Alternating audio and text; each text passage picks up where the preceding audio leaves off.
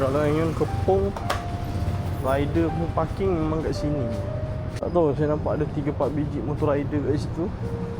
Saya parking je lah. Oh, depan sana pun ada. Apalah, jalan sikit lah. Tak biasa masuk ni. Bila masuk tu dia ada pening.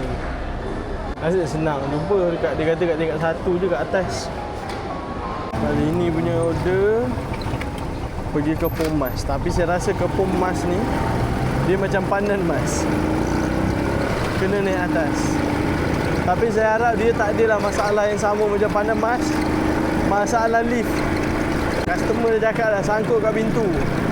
Takkan pintu dekat bawah betul tak? Selalu kena dekat Pandan Mas. Lift ada banyak, ada 6. Yang boleh pakai 1-2 je. Color dah lah sama. Siap betul lah kena parking kat luar.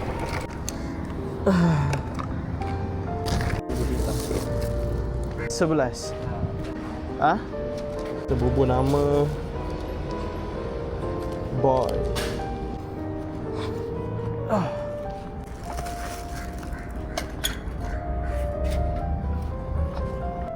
Oh tu blok A punya lah jauh baik.